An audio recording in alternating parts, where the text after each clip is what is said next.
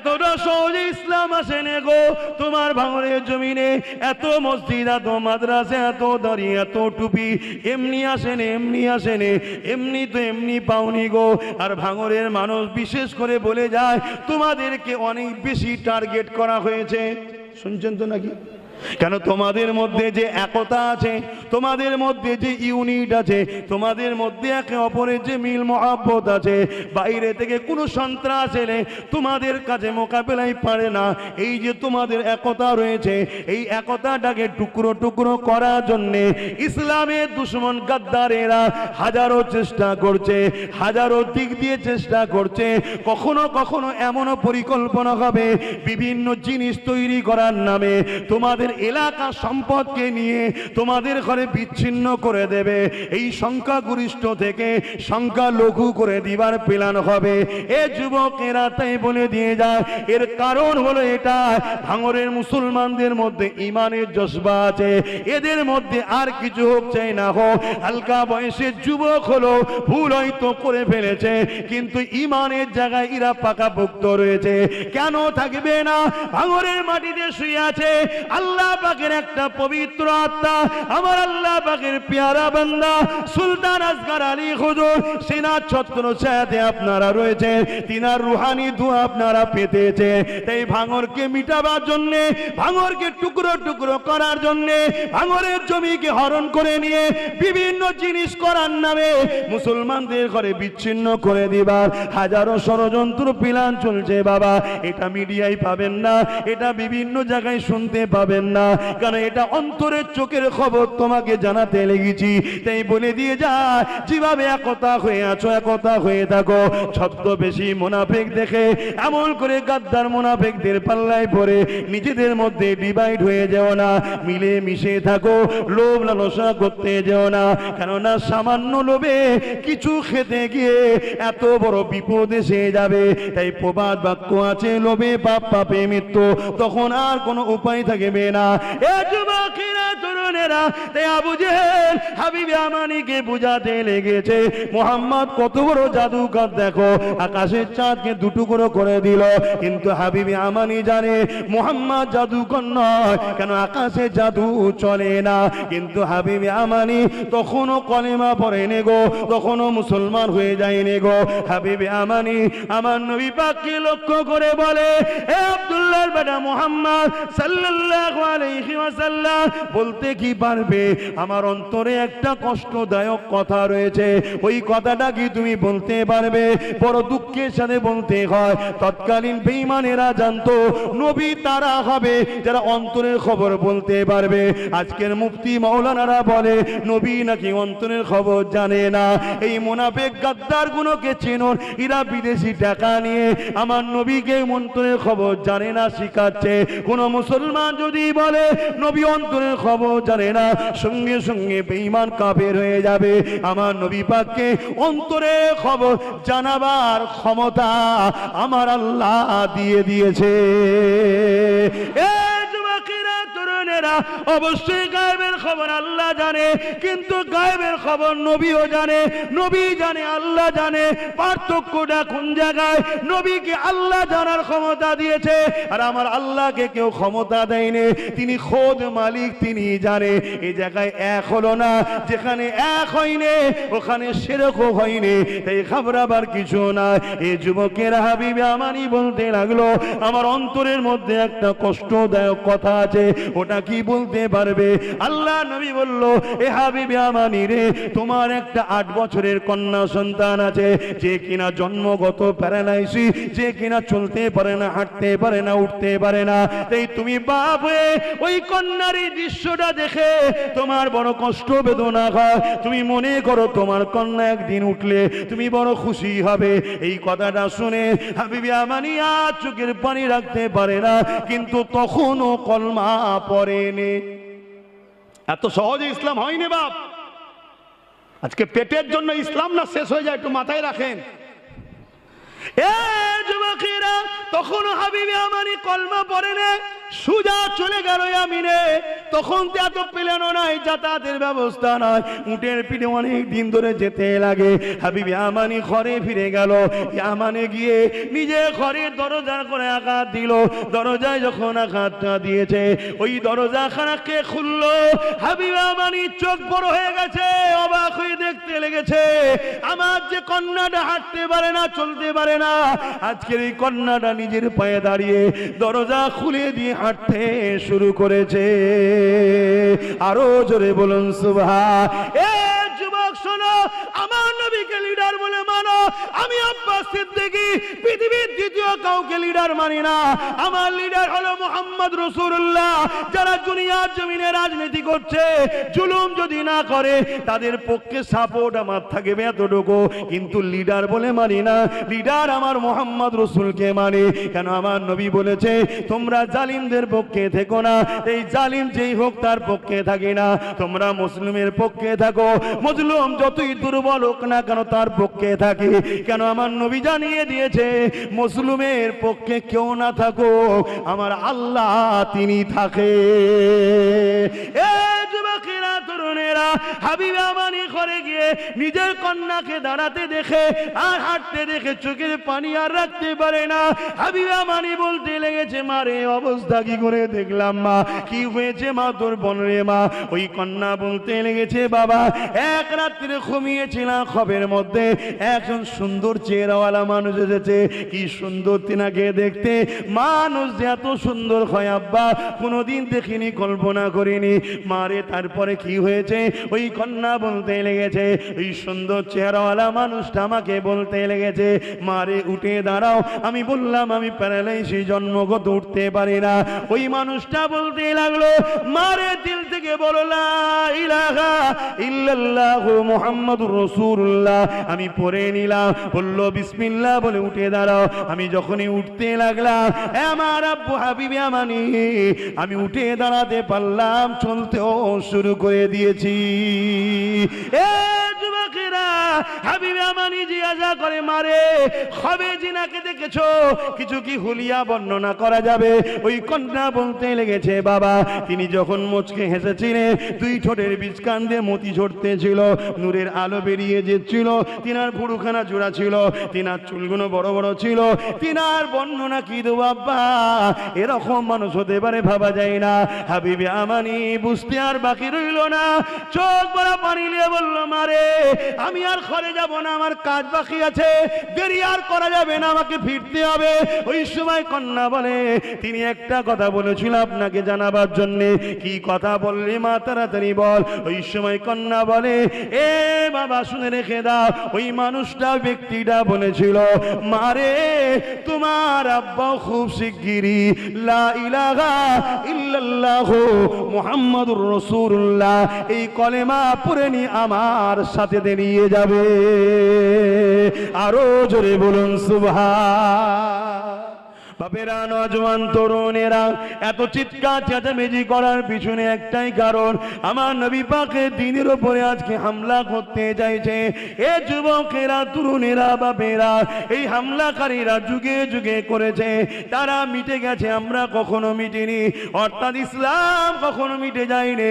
কিন্তু আজকে দুঃখের বিষয় হলো এটাই, আর দাড়িওয়ালা টুপিওয়ালা মোল্লা মনি সাহেব সেজে একদল মানুষ ঘুরে বেড়ায়, যারা কিনা আমার নবীর দুশ্মনদের সঙ্গে কাঁধে কাঁধ মিলিয়ে চলে, যারা মাদ্রাসা দুশ্মন, মসজিদে দুশ্মন, কোরআনের দুশ্মনদের সঙ্গে মুখে মুখ রেখে কথা বলে।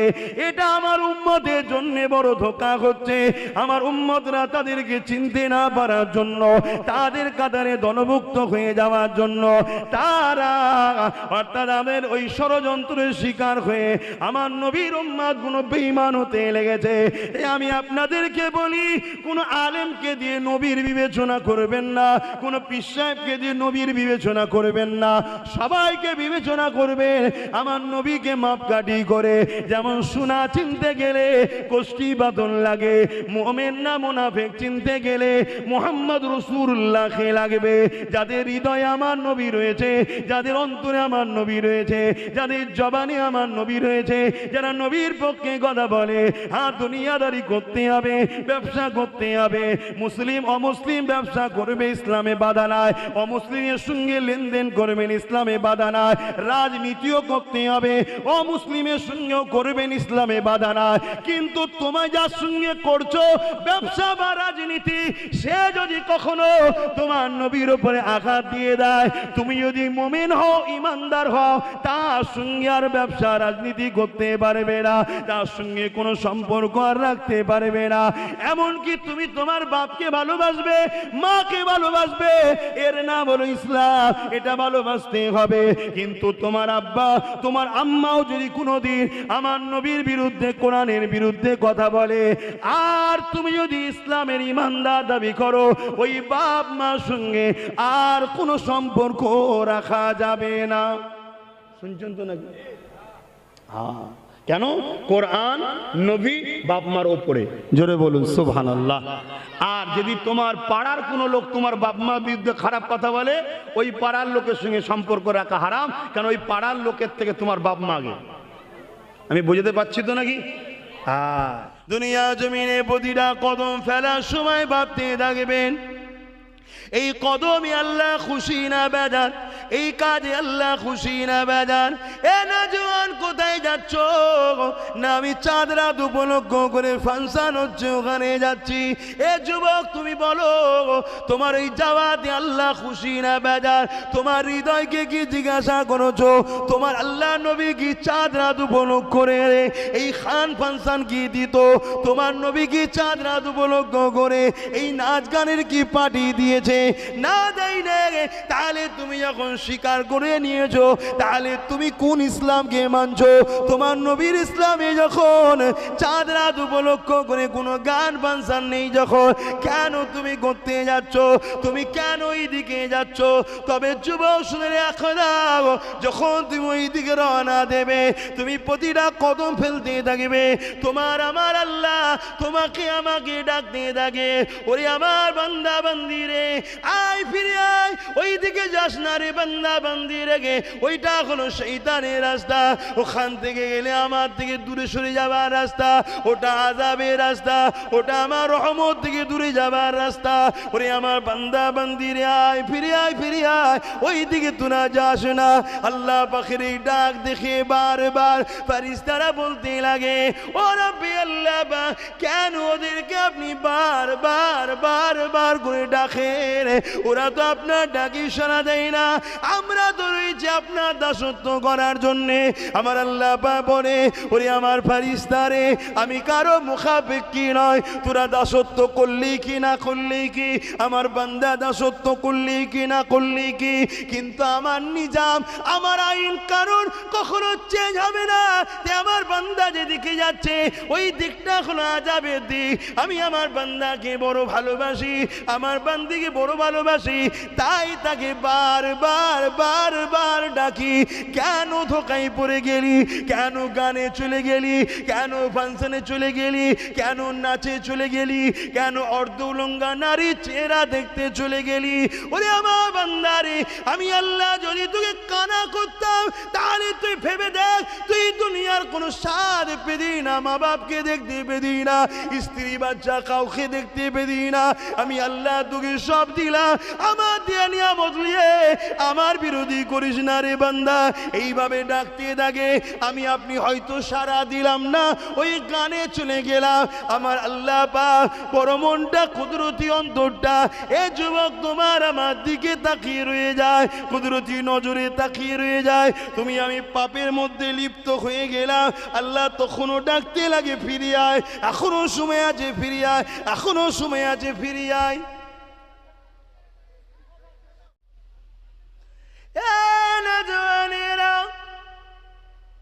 ইসলামের স্টাইলে রোজা করুন, ইসলামের স্টাইলে ইফতার করুন, ইসলামের স্টাইলে ঈদ করুন, অর্থাৎ আমার নবী পাক যেভাবে করেছে ওইভাবে করুন। আল্লাহ নবী সুন্দর করে নতুন কাপড় পরে নিয়ে গোসল করে, এমন করে নবী আমার সেজে গুজে সুন্দর করে ঈদগাহে দিয়ে যেতে, ফাঁকা জায়গায় চলে গিয়ে সাহাবারাও সেজে গুজে ওই জায়গাতে কাতার দিয়ে সে বসে যেতেন।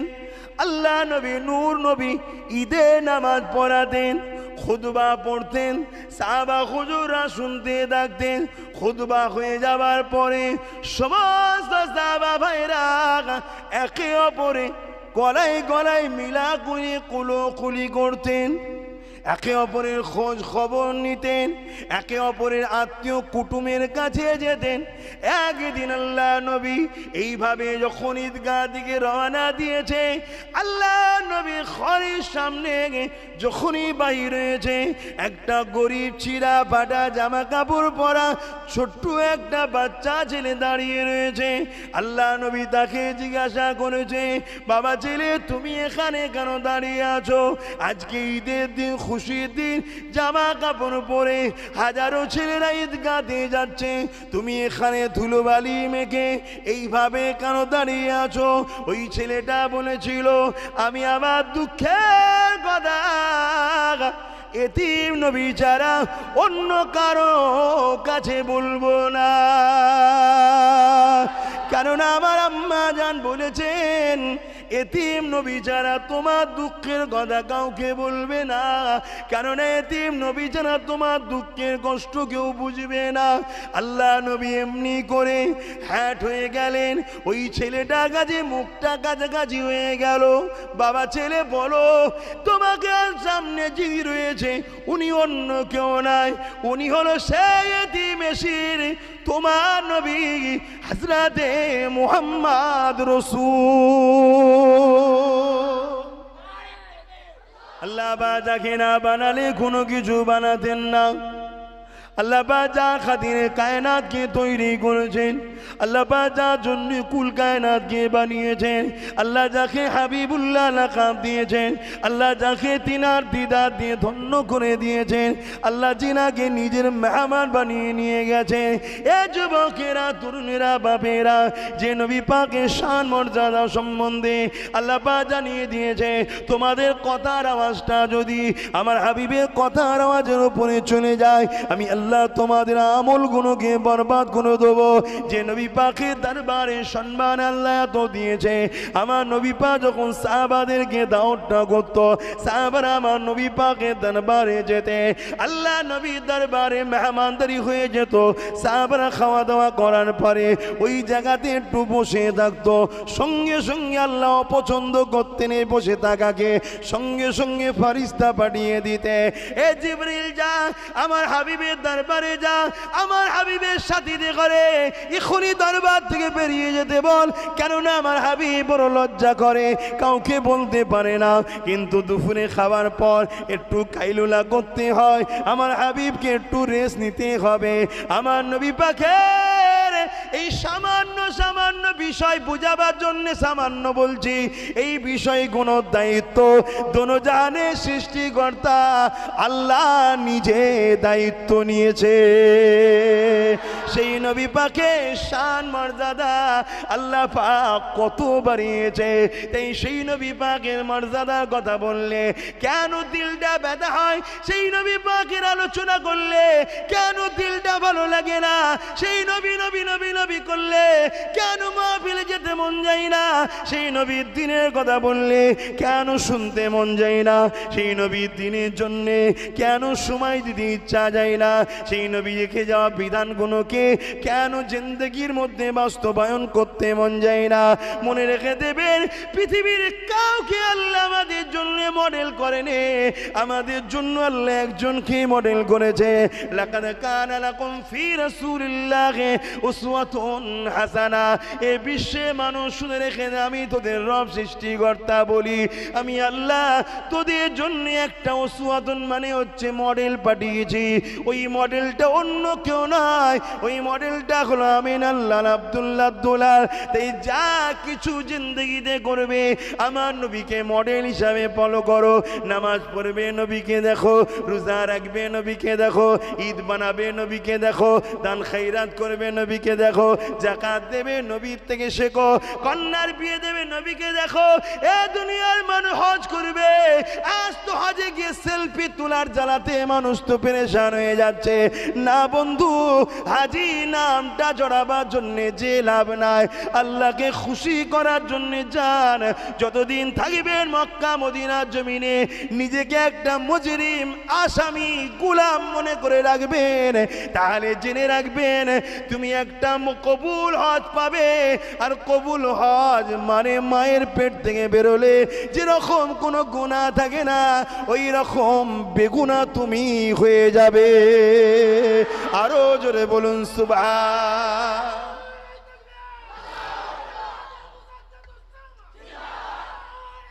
আল্লাহ, আজকের দিনে হজ মানে 4 লক্ষের উপরে, এত টাকা খরচ করে সব পানিতে ফেলে দিল। আমার আম্মা জানেরা, বোনেরা, এই পৃথিবীর জমিনে নারীদের কোনো অধিকার ছিল না। এই পৃথিবীর জমিনে নারীদেরকে বড় অপমান করা হতো। এই পৃথিবীর জমিনে নারী সন্তান জন্ম হলে তাদেরকে জেন্ত পুঁতে দেওয়া হতো। এই পৃথিবীর জমিনে নিজের বাপেরাই কন্যা দিওকে হত্যা করে দিত। এ আমার আম্মা জানেরা, এ আমার বোনেরা, এ আমার মায়েরা, বেটিরা, এই পৃথিবীর জমিনে নারীদের কোনো মর্যাদা ছিল না। নারী গুলোকে রাখিল বানিয়ে এমন করে তাদেরকে বাজারে তোলা হতো, তাদেরকে বিক্রি করে দেওয়া হতো, তাদের শারীরিক অত্যাচার করা হতো, তাদেরকে হত্যা পর্যন্ত করে দেওয়া হতো। কোনো বিচার ব্যবস্থা এই জমিনের উপরে ছিল না।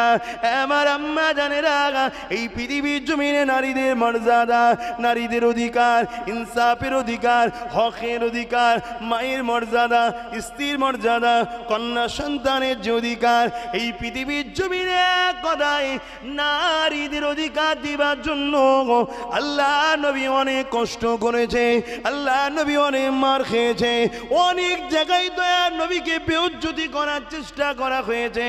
মা বোনেরা, এ পৃথিবীর নারীরা, তোমাদের জন্য আল্লাহ নবী এত কষ্ট করেছে। এই প্রতিটা মাকে বলবো, আপনি আপনার সন্তান হলে ডাক্তার বানাবার চিন্তা বানান, আপনার সন্তান হলে জজ বানাবার চিন্তা বানান, আপনার সন্তান হলে স্কুলের মাস্টার বানাবার চিন্তা বানান, আপনার সন্তান হলে পুলিশ বানাবার চিন্তা বানান। যেটা চিন্তা আছে, যদি ভালো সৎ চরিত্রবান রাজনীতির লিডারও বানাতে চান বানান, কোন ইসলামে নিষেধ নাই। মারে তবে শুনে রেখে দেন, যাই বানান চাই না বানান, মনে রাখবেন আপনার বাচ্চাকে মুহাম্মদ রসুলের গোলাম বানান। ছোটবেলা থেকে যদি আপনার বাচ্চা নবী প্রেমিক হয়, নবীর গোলাম হয়, নবীকে মডেল বলে যদি মেনে নেয়, আপনার বাচ্চা যদি পুলিশ হয়, ওই পুলিশ কখনো ঘুষ খাবে না। আপনার বাচ্চা যদি ডাক্তার হয়, কোনো রুগীর সঙ্গে ধোকা দেবে না।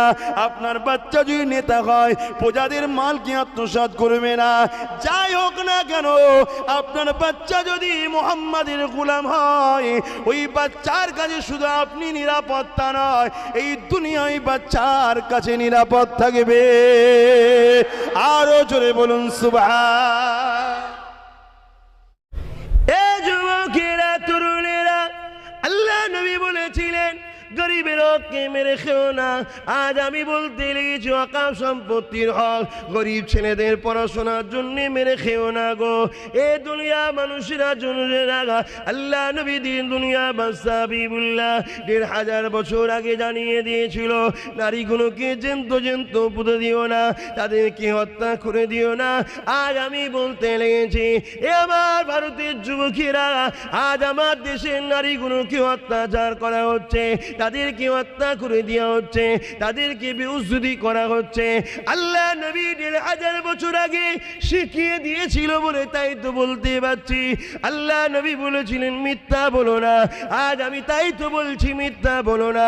আল্লাহ নবী জানিয়ে দিলে, খবরদার ধোঁকাবাজদের সঙ্গে উঠা বসা করো না, শরাবির সঙ্গে উঠা বসা করো না, মৃত্যুকের সঙ্গে উঠা বসা করো না, জালিমের সঙ্গে উঠা বসা করো না। জুলুম করা, জালিমকে সাপোর্ট করা, করা একই পাপ হবে, মিথ্যা কথা বলা মিথ্যাকারীকে সাপোর্ট করা একই অন্যায় হবে, খুন করা খুনিকে সাপোর্ট করা একই অন্যায় হবে। এ যুবকেরা তরুণেরা, তাই তো আমি বলতে লেগেছি যে আমার ফুরফুরা শরীফকে নিয়ে এই বাংলার বুকে মিথ্যা কথা বলা চলছে। ফুরফুরাই নাকি এই হয়েছে ওই হয়েছে ওই হয়েছে। এই মৃত্যুকদের সঙ্গে কখনো মুমিনরা থাকতে পারে না, মুমিনরা থাকতে পারে না। এই শিক্ষা দেওয়াটা এটা তো কোরআন সুন্নাহরই কাজ।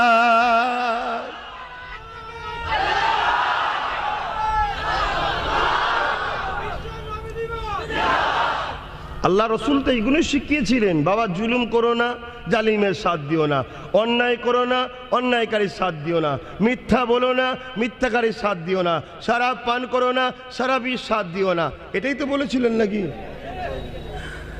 আরে নওজোয়ান তরুণেরা, আল্লাহ নবী জীবন আদর্শ যে কি দেখি। আল্লাহ নবী সারা জীবনটা অসহায় গরিবদের সাথ দিয়েছিলেন। এ নওজোয়ানেরা, আল্লাহ নবীর জীবনে এমনও কোনো দিন যায়নি আল্লাহ নবী দুবেলা পেট ভরে খেয়েছে। আল্লাহ নবী তথাপি কোনো এমন দিন যায়নি উম্মাদ উম্মাদি চিন্তার জন্য কাঁদেনে। এ যুবকেরা তরুণেরা বাপেরা, সেই নবী পাককে অনুসরণ করো। সেই নবী পাক যিনি বলেছে মিথ্যার সাথে থেকো না, সেই নবী পাককে ভালোবাসো যিনি সারা জীবনটা তোমার আমার জন্য দুনিয়াবি জীবন কেঁদেছে। আজও মদিনার জমিনে গে তোমার আমার জন্য কাঁদতেছে।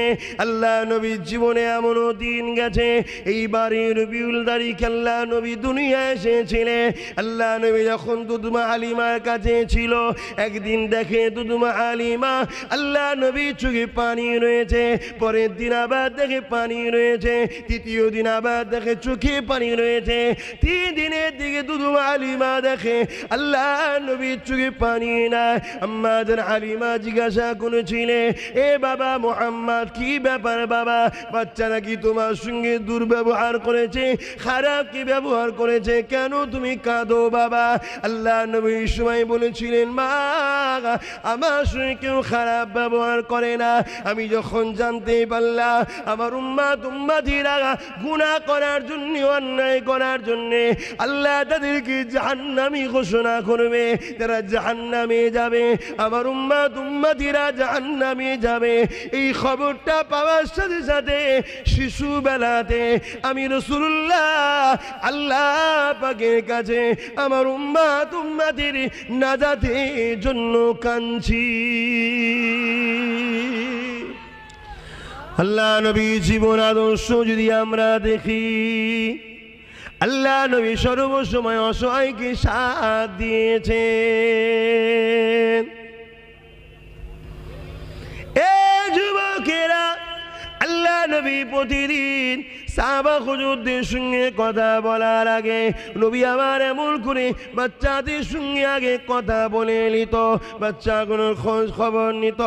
একটা দিন আল্লাহ নবী এমন করে সাহাবাদের কাছে বসেছে কথা বলবে বলে, হঠাৎ করে দেখা যায় আল্লাহ নবী ওই বাচ্চাদের মধ্যে থেকে একটা বাচ্চাকে দেখতে পায় না, যে বাচ্চা নাকি তার বাবা আগুনের পূজারী ছিল, মুজুসি ছিল, অগ্নি উপাসক ছিল।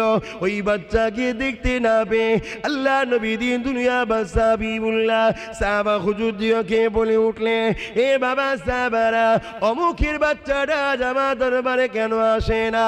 আল্লাহ নবী সাহাবা হুজুররা বললে, ইয়া রাসূলুল্লাহ হাবিবাল্লাহ, এত বিশাল দায়িত্ব নিবার পরে কার একটা বাচ্চা আসে না, এই কষ্ট আপনি নিতে নেগেছে। আল্লাহ নবী বলেছিলেন, এ বাবা সাহাবারা, তামাম কায়নাতের আল্লাহ পাক আমাকে নবী করেছে। এ দুনিয়ার মানুষেরা, এ নওজোয়ান তরুণেরা, আব্বারা, আল্লাহ নবী সাহাবাদেরকে বললে, এ বাবা সাহাবারা, ওই বাচ্চা বাপটাকে, ওই বাচ্চারা খোঁজ না। সাহাবা হুজুররা বলতে লাগলে, ইয়া রাসূলুল্লাহ, হাবিবাল্লাহ, ওই বাচ্চার আব্বা তো আপনার জানের দুশমন, কেন আপনি তাওহীদের দাওয়াত দিয়েছে। ওর আব্বা তো অগ্নি উপাসক, সর্বসময় তরোয়ালে ধার দেয়। ওর আব্বা তো বুঝিল উদ্বাসেবার দিকে।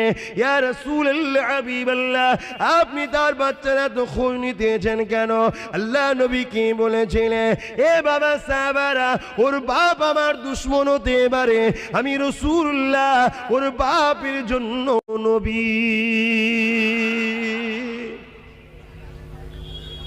আজ কে কোন ধর্মের সেটা দেখার আমাদের দায়িত্ব নয়।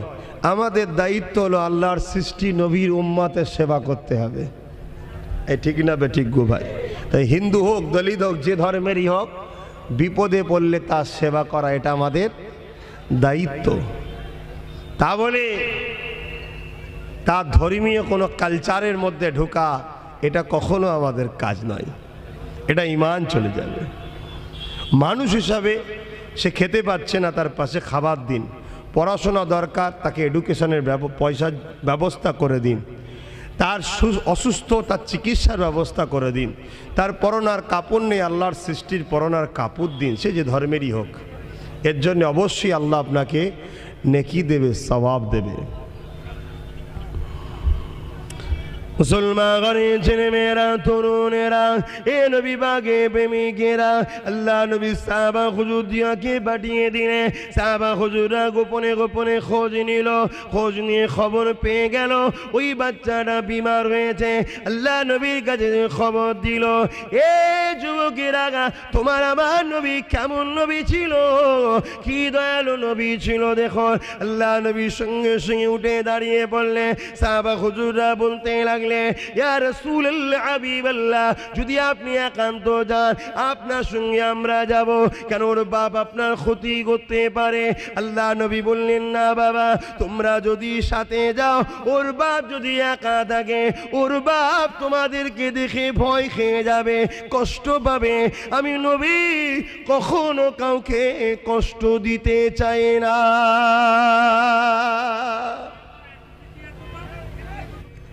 আল্লাহ সৃষ্টিকে কেউ যদি জুলুম করে, আমার আল্লাহ বা তাকে ছেড়ে দেবে না। এ যুবকেরা, তরুণেরা, আব্বারা, আল্লাহ সৃষ্টিকে কেউ যদি ভালোবাসে, আল্লাহ বা তাকে কত ভালোবাসবে শুয়ে রেখে দেয়। এ যুবকেরা, তরুণেরা, বাপেরা, আল্লাহ নবী দিন দুনিয়া বাদশা হাবিবুল্লাহ জানিয়ে দিলে, যেদিন আল্লাহ বা দুনিয়াকে ফানা করে দেবে, লয় করে দেবে, কিয়ামতের দিন যেদিন হয়ে যাবে, বিচারের দিন যেদিন হবে, ওই দিনে আল্লাহ বা একটা বান্দাকে উঠাবে। ওরে আমার বান্দারে, আয় আমাকে হিসাবটা দিয়ে দে। বান্দা এই সময় কাঁদতে লাগবে, ও রাব্বি আল্লাহ বা, আপনি আমাকে হিসাবটা নেবেন না, আপনি আমাকে গোপনে গোপনে জাহান্নামে দিয়ে দেন। আল্লাহ, দুনিয়ার জমিনে আমি অন্যায় করেছি, ভুল করেছি, পাপ করেছি, আল্লাহ বা কোনো ভালো কাজ করতে পারি না। আল্লাহ বা আপনি আমাকে গোপনে গোপনে জাহান্নামী করে দেয়।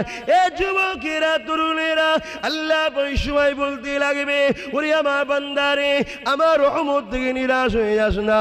লা তাকনাতু মির রাহমাতিল্লাহ, বান্দা তোরা আমার রহমতের উপরে ভরসা রাখ।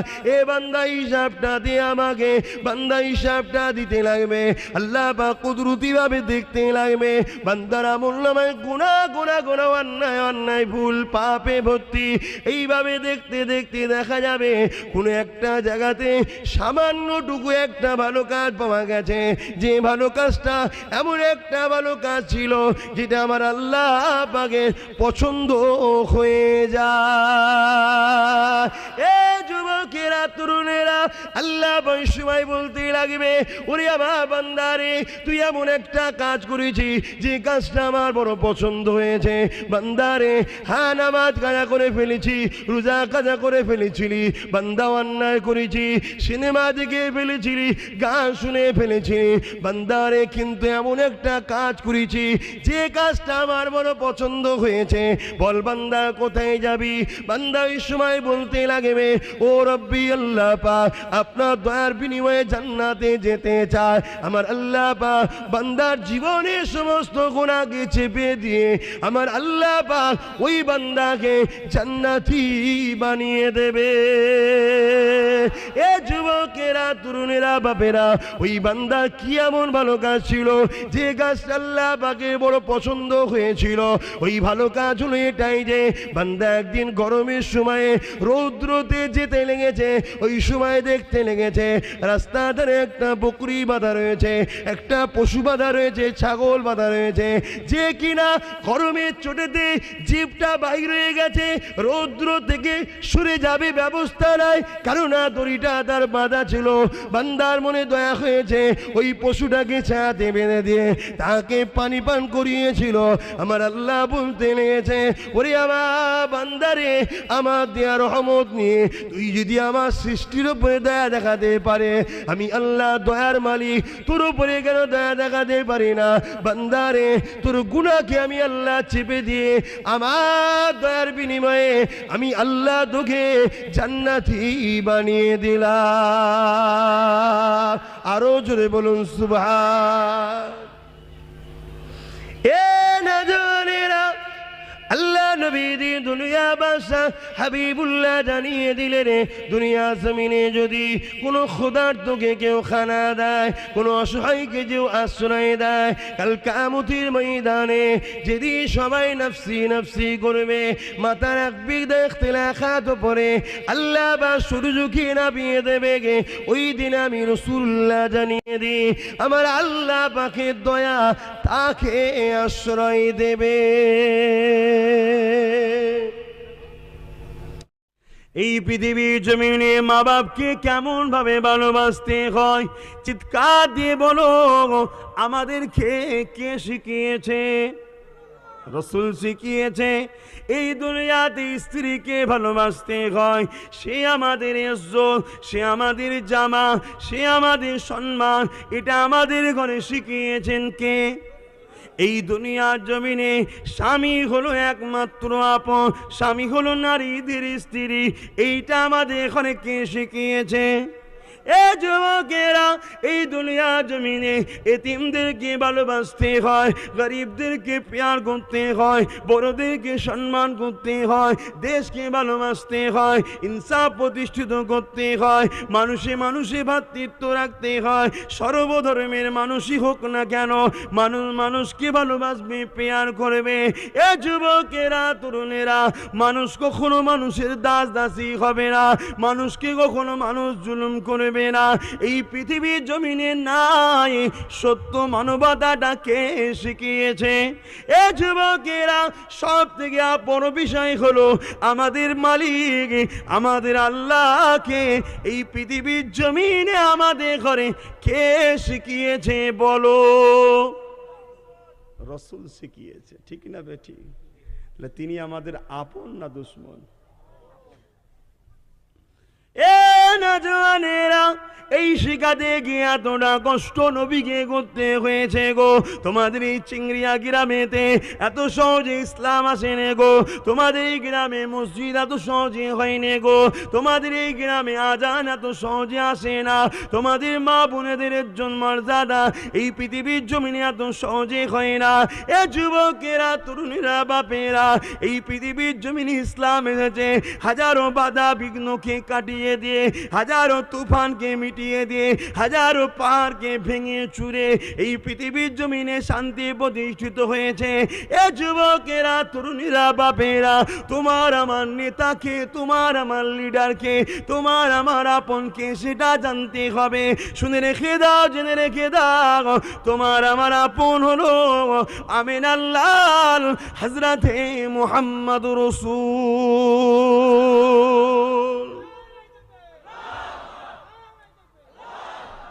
সারা জীবনটা দুনিয়া জমিনে নবী আমার যখনই কেঁদেছে, আমার আপনার জন্য কেঁদেছে।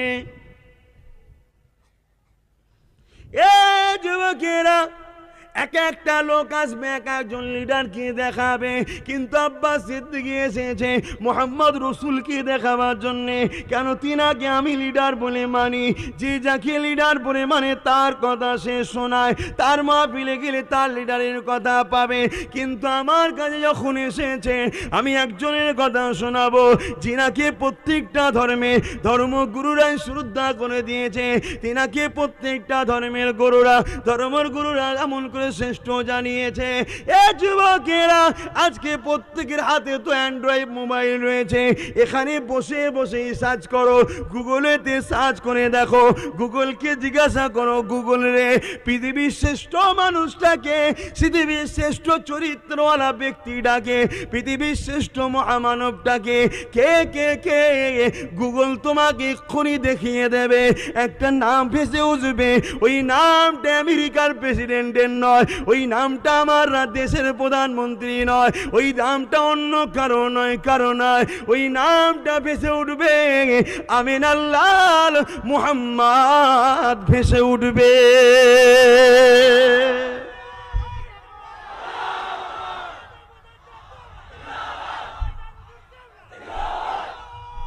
আল্লাহ, গুগলটা কি আমরা চালাই? কি গো, মুসলমানরা চালায় না? তুমি সার্চ করো, দেখো, বসে বসে করে দেখো না, ওটা কি তোমার নেতাকে তুমি চিনতে পারলে না? তা জীবনের প্রতিটা মুহূর্তে তুমি আমার রসুলকে ধরো। বাবারা, নওজওয়ানেরা, রসুল ছাড়া কেউ আপন নাই গো। এ যুবকেরা, তরুণীরা, আব্বারা, আল্লাহ পাক কুরআন পাকের মধ্যে তাই জানিয়ে দিলে, লাকাদ কানা লাকুম ফি রাসূলিল্লাহি উসওয়াতুন হাসানা। এ দুনিয়ার মানুষেরা, আমি তোদের রব, তোদের মালিক, আমি আল্লাহ জানিয়ে দিই, আমি তোদের জমিনে তোদেরকে পাঠিয়েছি। এই জমিন আমার, আসমান আমার, কায়নাত আমার। বান্দারে আমি নিঃশ্বাস দিয়েছি, চোখ দিয়েছি, কান দিয়েছি, আমি আল্লাহ তোদেরকে বাঁচিয়ে রেখেছি। বান্দা, তোরা যদি দুনিয়ার জমিনে কামিয়াবি হতে চাস, আমি আল্লাহ তোদের জন্য একটা মডেল পাঠিয়েছি। ওই মডেলটা হলো উসওয়াতুন হাসানা। উসওয়াতুন মানে হচ্ছে মডেল, সব থেকে উত্তম মডেল। ওই মডেলটা হলো আমার নবী মুহাম্মাদুর রাসূল। এ যুবকেরা, দুনিয়ায় যার দিকেই ছোট না কেন, দুনিয়ায় যে কোনো জায়গায় যাও না কেন, নতুন নতুন পরিকল্পনা করো নাকি, নতুন নতুন প্রকল্প তোমরা পাও নাকি, মনে রেখে দিও, শান্তি কোনোদিন পাবে না, ইনসাফ কোনোদিন পাবে না, ইনসানিয়ত কোনোদিন পাবে না, নারীরা কোনোদিন সুরক্ষিত থাকবে না। এ যুবকেরা, তরুণেরা, তোমাদের জানমাল কখনো সুরক্ষিত থাকবে না যতদিন পর্যন্ত না তোমরা তোমাদের চরণে বলনে কথাতে নিঃশ্বাসে সর্ব জায়গায় তোমার নেতা নবীকে না আনবে। যেদিন তোমরা নবীকে নিয়ে আসবে, আবার পৃথিবীর বুকে, আবার দুনিয়া দেখে নেবে, সারা পৃথিবীর বুকে আবার এমন করে নাই সত্য, শান্তি, মানবতা, ইনসাফ, ইনসানিয়াতের পতাকা উঠতে থাকবে। এ যুবকেরা, ফিরে আসো গো। এই দুনিয়া ধোঁকা দিচ্ছে তোমাকে, এই দুনিয়া তোমাকে লোভ দেখাচ্ছে, এই দুনিয়া তোমার গলায় বেরি পড়াতে চাইছে, এই দুনিয়া তোমাকে দুনিয়া আল্লাহ দাসত্ব থেকে দুনিয়া দাসত্ব বানাবার জন্য তোমাকে ফাঁসাচ্ছে, চতুর্দিক দিয়ে তোমাকে ঘিরতে লেগেছে। তাই একটাই কথা বলবো, নিজের লাইফে জিন্দেগিতে নবীকে নিয়ে আসো, নবীকে নিয়ে আসো। কেননা নবীর থেকে বড় আপন কেউ নেই গো। হযরত আব্বাস রাদিয়াল্লাহু তাআলা, আমার নবী পাকের তিনি চাচা জান হয়। একদিন আমার নবী যখন বড় হলে মদিনা নববী শরীফে বসে আছে, আল্লাহ নবী চাচা জান হযরত আব্বাস নবী পাককে জিজ্ঞাসা করেছিলেন, ইয়া রাসূলুল্লাহ, হাবিবাল্লাহ, আমি একটা কথা জানতে চাই, আপনি যখন শিশু ছিলেন, দুলনাতে দুলতেছিলেন, হুজুর আপনি একদিন বড় কাঁদতেছিলেন। শুনতে পাচ্ছেন? তোমায় বুঝতে পাচ্ছেন? রসুল যখন শিশু ছিলেন একদিন খুব কাঁদছিলেন। রসুলের চাচা জিজ্ঞেস করছে, নবী বড় হয়েছে বারে, মদিনার নববী শরীফে বসে আছে, জিজ্ঞেস করছে, হুজুর এই কান্নাটা বড় বেদনার কান্না ছিল, ওই বান্না কান্নাটা বড় দুঃখের কান্না ছিল। ইয়া রাসূলুল্লাহ হাবিবাল্লাহ, আমরা আপনাকে অনেক সান্ত্বনা দিয়েছি, অনেক বুঝিয়েছি, আপনি চুপ করেন না। আবার কিছুক্ষণ পরে দেখলাম নূরের ঠোঁটে মুচকে মুচকে আসতে লেগেছে। ইয়া রাসূলুল্লাহ হাবিবাল্লাহ, এই হাসি কান্নার কারণটা কি? এ যুবকেরা, এ আমার বোনেরা, এ আমার আম্মারা, বাপেরা, শুনে রেখে দাও, দুদিনের দুনিয়ার ময়ায় পড়ে তোমার আপনকে কষ্ট দিও না, তোমার লিডারের থেকে দূরে সরে যেও না, তোমার মডেলকে তুমি ছেড়ে দিয়ে দুনিয়া ধোঁকায় পড়ে যেও না। কে তিনি? শুনে রেখে দেন, আল্লাহ নবী বলেছিলেন, চাচা যা, আমি যখন কাঁদতেছিলাম আমাকে 70,000 ফেরেশতা সকালে আসতো, সন্ধ্যা পর্যন্ত দুলা দিত, পাহারা দিত, আমার দেখভাল করতে থাকতো। সন্ধ্যাবেলায় তারা চলে যেত, অপর ফেরেশতার দল 70,000 আসতো। এইভাবে ফেরেশতাদের মধ্যে আলোচনা হতেছিল আমার উম্মত উম্মতিরা দুনিয়া জমিনে অন্যায় করার জন্যে, ভুল করার জন্যে, নাফরমানি করার জন্যে, এমন করে আমি আল্লাহ আমার রাসূলের কথা অমান্য করার জন্যে আল্লাহ পাক তাদের উপরে আযাব গজব দেবে। এই কথাটা শোনার সাথে সাথে আমি রাসূল আমার উম্মতি নাজাতের জন্যে আল্লাহ দরবারে কাঁদতেছিলাম। এ যুবকেরা, শিশুবেলায় যে নবী আমার তোমার আমার জন্য কেঁদেছে গো। আল্লাহ নবী জানাতে লাগলেন, চাচা আমি কাঁদতেছিলাম। কিছুক্ষণ পরে আবার জিবরাইল চলে এলো, ফেরেশতা চলে আসলো, এসে আমাকে জানিয়ে দিল, আমার আল্লাহ পাক জানিয়ে দিয়েছে, হাবিব আপনি কাঁদবেন না, আপনার উম্মত উম্মতিরা যতই ভুল করে ফেলুক না কেন, যদি তওবা করে ফিরে আসে, আমি আপনার খাতিরে তাদের গুনাহকে চেপে দিয়ে নাজাত দিয়ে দেব। আরো জোরে বলুন সুবহান।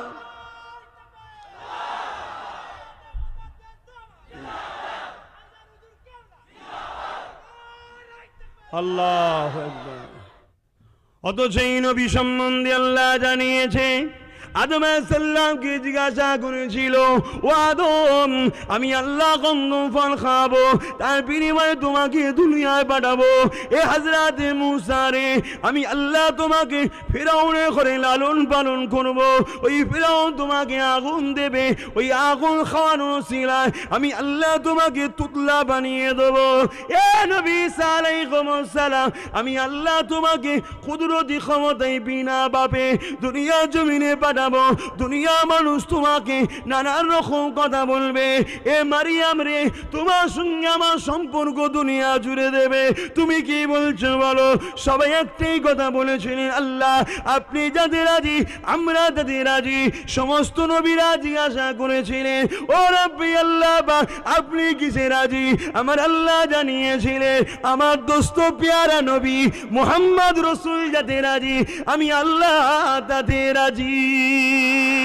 এ যুবকেরা, তরুণেরা, সেই নবীকে আল্লাহ পাক পরীক্ষা করতে লেগেছে।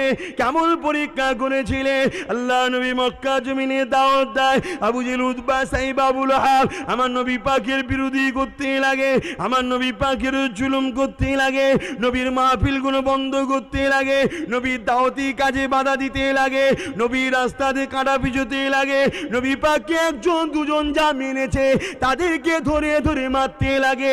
এ যুবকেরা আর কেউ মানতে চাই না। আল্লাহ নবী তাই ভাবতে লাগলে, পাশে তায়েফের জমিনে গিয়ে দ্বীন ইসলামের প্রচারটা করে আসি, তায়েফের মানুষ হয়তো আমাকে মেনে নেবে। আল্লাহ নবী যখন তায়েফের জমিনে যেতে লাগবে, মক্কা তৎকালীন আবু জেহেল, উতবা, সাইবা এই লিডাররা তায়েফের লিডারদেরকে জানিয়ে যায়, ওই যে আব্দুল্লাহর বেটা মুহাম্মদ যাচ্ছে, ওই মুহাম্মদ যা বলে সত্য বলে, ওই মুহাম্মদ বলে মা বাপকে ভালোবাসো, ওই মুহাম্মদ বলে গরিবদেরকে ভালোবাসো, ওই মুহাম্মদ বলে এমন করে কারোর উপরে জুলুম করো না, ওই মুহাম্মদ বলে নারীকে ইজ্জত দাও, ওই মুহাম্মদ বলে এতিমের মাথায় যে হাত বুলাবে সে আমি নবী আমার মাথায় হাত বুলালো।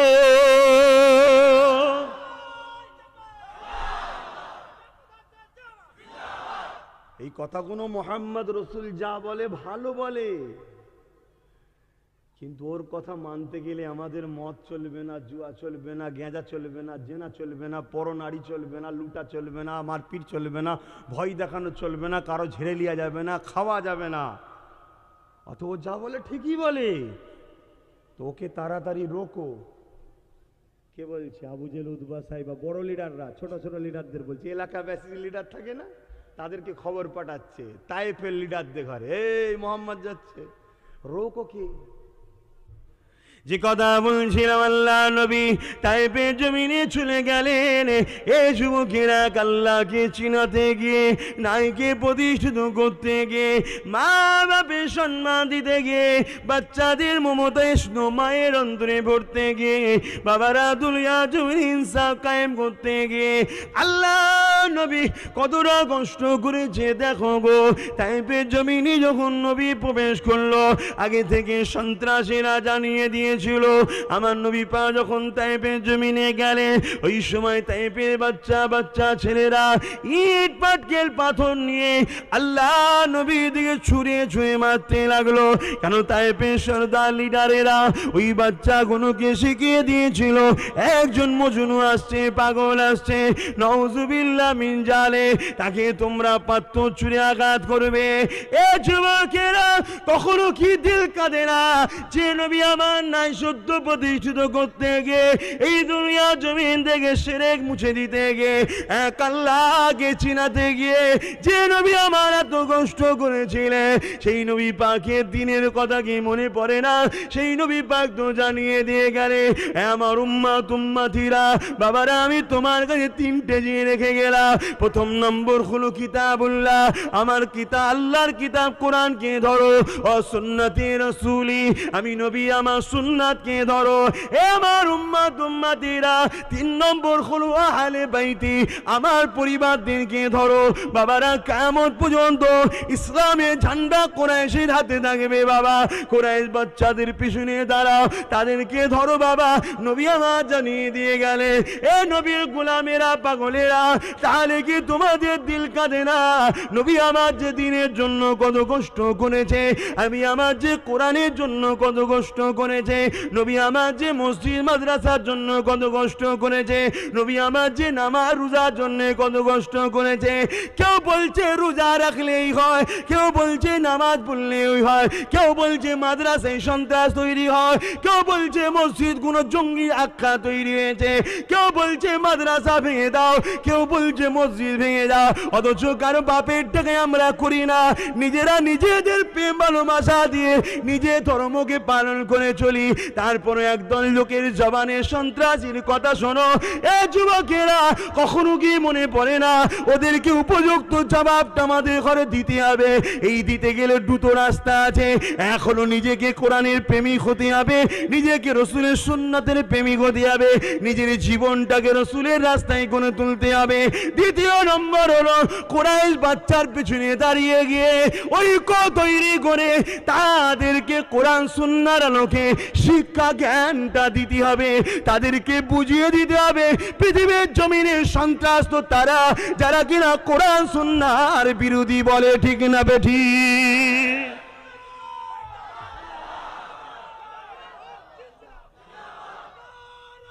আল্লাহু আকবার। আল্লাহ দরকার আছে না নাই? কিন্তু আফসোস, তোমরা তো যারাই দুরকম মুখোশ পড়ে ঘুরে বেড়ায়, এক তোমাদের সামনে এসে দরদ দেখায়, আর পিছনে তোমারই দিনকে যারা ধ্বংস করতে চায় তাদের পিছনেই তো তোমরা ঘুরে বেড়াও। আর তারা অন্য অ্যাঙ্গেলে কাউকে দিয়ে লাগায়, বল কোরআনের বিরুদ্ধে, মসজিদের বিরুদ্ধে, মাদ্রাসার বিরুদ্ধে আমি প্রোটেকশন দেবো। কথা বুঝে আসছে না? তারাই প্রোটেকশন দিচ্ছে। আর আমার মতো কৌশলের গোলাম যখন চিৎকার করবে, তখন তারা কি করবে? হয় আমার সমাজের একদল বক্তাকে আমার বিরুদ্ধে লাগাবে, আর না হয় আমাকে হুমকি দেওয়া হবে, জুলুম হবে রে বাবা। নায়ের বককে দেখার জন্য নবীর উপরে জুলুম হয়েছে, তোমার উপরে হবে না, তাহলে কি নায়ের কাজ করছো? জুলুম তো হবে রে বাবা। মদিনার বাজারে একটা ভিড়, মক্কার বাজারে ভিড় হয়েছে, সবাই এসে জড়ো হয়ে গেছে। কি ব্যাপার? দেখা যায় একজন যুবকের পায়ে গলায় বেড়ি পড়িয়ে টেনে টেনে টেনে টেনে নেওয়া হচ্ছে। কালো কুস্রি দেখতে একটা যুবককে মক্কার বাজারে নিয়ে এসে তাকে বেতের আঘাত করা হচ্ছে, জমিনে ফেলে দিয়ে তার বুকে বাড়ি পাথর চাপিয়ে দিয়েছে। এ লাথি মারে, ও লাথি মারে, এ খুশি মারে, ও খুশি মারে, রডকে গরম করে তার মুখে ঠেকাতে লেগেছে। সবাই বলছে আরে কি হয়েছে, কি হয়েছে, কি ব্যাপার, কি ব্যাপার? এ যুবকেরা যে যেদিক দিয়ে খুশি পাচ্ছে তাকে মারছে। কি অপরাধ করেছে? চুরি করেছে না। কি অপরাধ করেছে? ডাকাতি করেছে না। কি অপরাধ করেছে? দেশের বিরুদ্ধে বলেছে না। কি অপরাধ করেছে? নারীর ইজ্জত লুটেছে না। কি অপরাধ করেছে? কি অপরাধ করেছে? কারো জমিনকে দখল করে নিয়েছে না। কি অপরাধ করেছে? কি অপরাধ করেছে?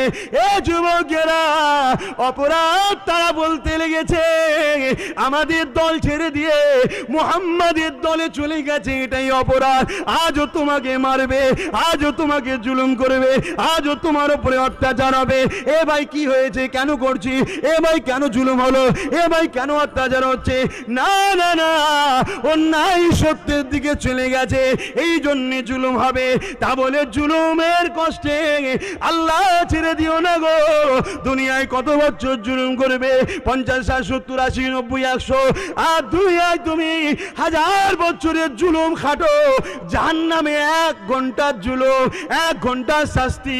ওই দুনিয়ায় 1000 বছরের জুলুমের থেকে ওই 1 ঘন্টার শাস্তি আরো বেশি কঠিন। তাই যুবককে বলে দিয়ে যায়, জান লাগে জান দাও, মাল লাগে মাল দাও, আল্লাহ দিও না, নবী দিও না, যা হারা হয়ে যায় হয়ে যাও, তুমি কখনো আল্লাহ রসুলের পথ ছেড়ে দিও না।